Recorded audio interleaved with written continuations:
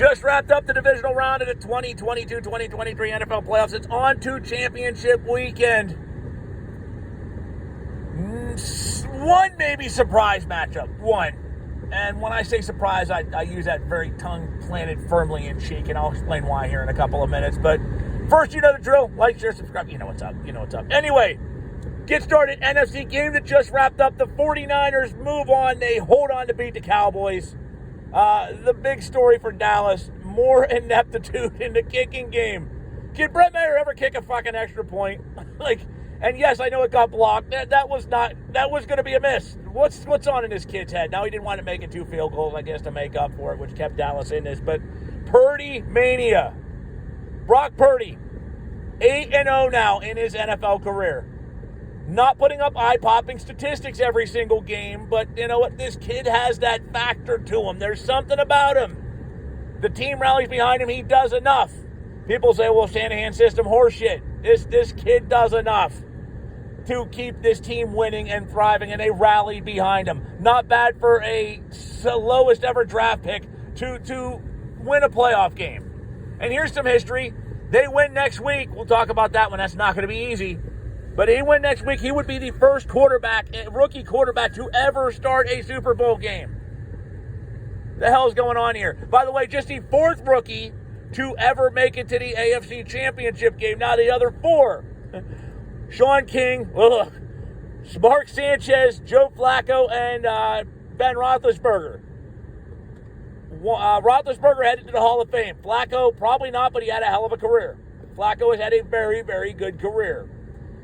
Sean King, Mark Sanchez, not so much, but rarefied air. And Purdy, I think, is more closer to Flacco or Roethlisberger than he is King and Sanchez. Just saying.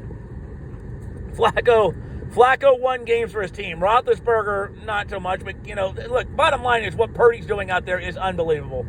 And how do you go back to Trey Lance? That's the million-dollar question. Can you go back to Trey Lance at this point? I don't think so. I mean, if the 49ers make the Super Bowl, you're not going back to Trey Lance. Hell, you can argue you don't go back to him now. The guy's 8-0. The guy is 8-0. The guy has his team in the NFC Championship game. Now, granted, they're a great defense. It's a Corvette. He was handed the keys to a Corvette, offense when they added Christian McCaffrey. 2 good receivers. So it's not like he walked into an expansion team, okay? He didn't have to salvate the franchise. But you can't go back. You can't go back to Lance. They've rallied way too much behind Brock, and he's done too much so far. So, interesting times ahead there.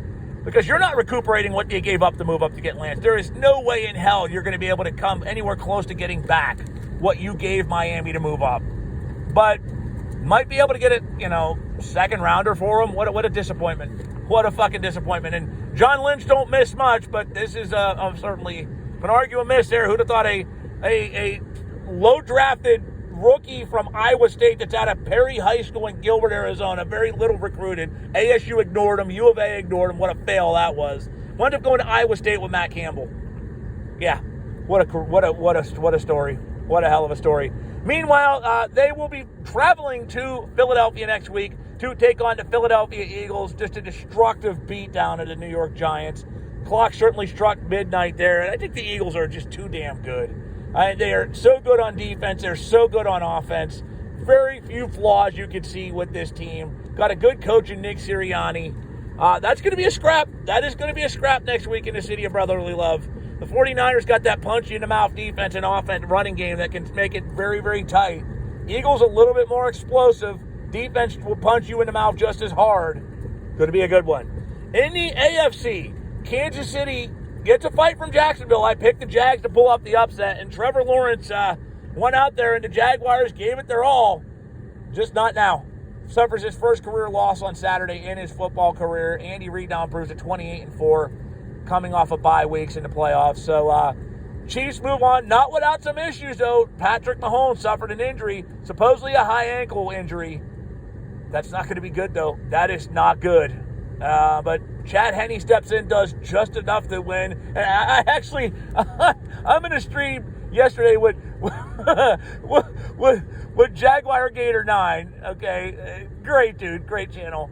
Somebody asked, is Chad Henne a starter next year? No, yeah, in the XFL. maybe in the Canadian Football League. Chad Henne's not a starter. Get the fuck out of here. He's good in a pinch. That's, if he's your 17, 18 game starter, you're screwed. Unless you really want to tank next year, no, Chad Henne's not a starter. But, he gets in there, he gets these playoff games, and he does not shit the bed. That's the whole thing. He does enough to where the team is not losing out as a result. And the Chiefs wind up moving on here.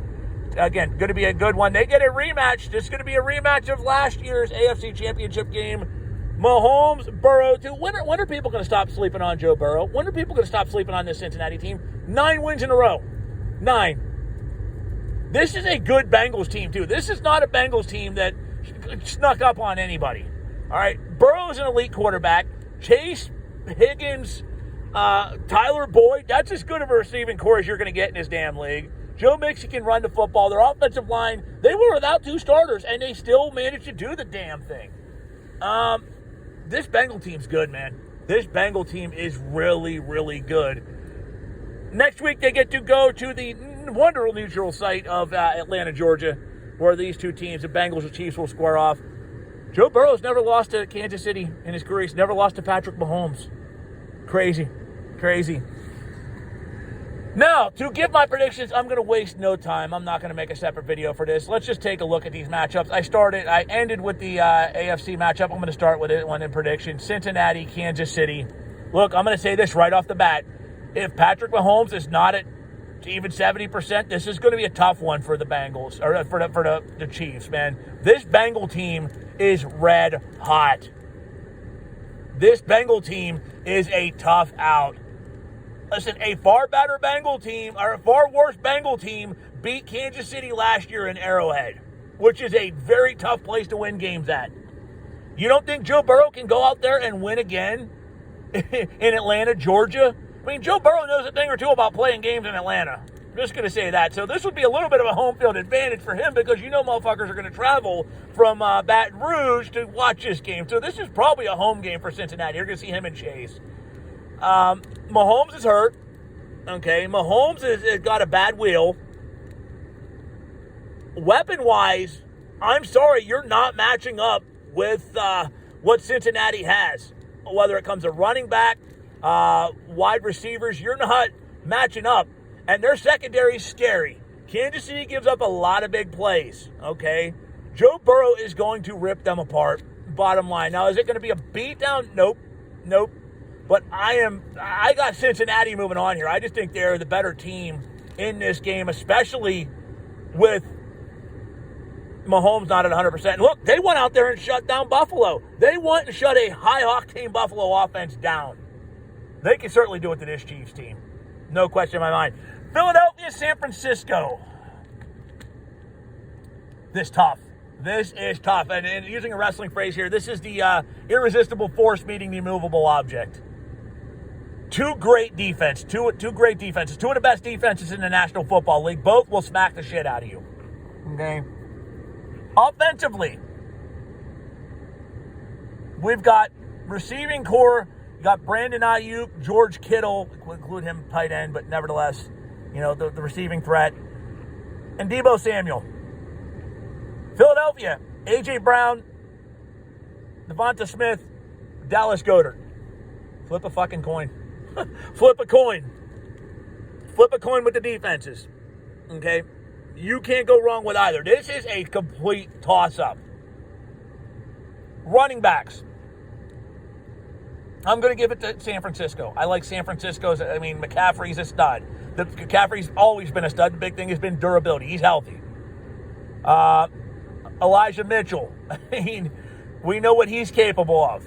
Two good running backs. Miles Sanders is decent, but I give the big advantage to, right now, to San Francisco there. So if it gets into a run game, but this is where it gets interesting, though, because you cannot overlook what Jalen Hurts does when he's running the football. So there's a plus in that avenue. And I'm sorry, I love what Brock Purdy's doing. I love the Brock Purdy story. I've been a fan of Brock Purdy since he was at Perry High School in Gilbert, when he was a guy that, was scrambling to get even a chance on his own team because of nepotistic bullshit. Okay? Playing with farm kids. Up Perry High. Playing with farm boys. The star players in Gilbert go to Highland or go to even Gilbert High. This guy upped this team. This guy upped Iowa State, set Iowa State passing records, okay? I love what he's doing.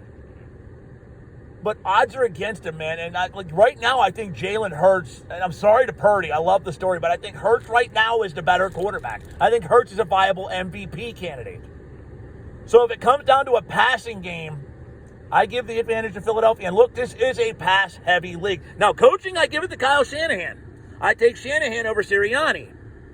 But, again, it comes down to a passing game. I like Philadelphia's receiving core. You know, if they flip the coin, I'd probably take Philadelphia's if I had to, of one of the two. I just think there's too many offensive weapons. I think there's too many offensive weapons in the book. I think Hurts will do enough. They're not going out there and rolling San Francisco like they did the Giants, okay? This is going to be much more like Cincinnati and Buffalo than it is Philadelphia, New York, okay? But I see this being close. But I have the Eagles moving on. So I have a Super Bowl of Philadelphia and Cincinnati. Quick story, my first two places I lived on this planet were Trenton, New Jersey, which my father's from Fairless Hills, Trenton. So Trenton, New Jersey, Eagle Country. Then I lived in Loveland, Ohio, which is literally a stone's throw away from Cincinnati. The game, by the way, being played in Arizona, where my father moved after he and my mom divorced in Cincinnati. And we know I have history in Arizona. Crazy. Who gives a shit stat for you, right? Anyway, that is it. Thank you for tuning in for this brief, abbreviated discussion of Super Wildcard. Divisional round play and my predictions of what I expect to see in the championship weekend. I'm JP, and remember, you can't be victorious unless you're notorious. Good night.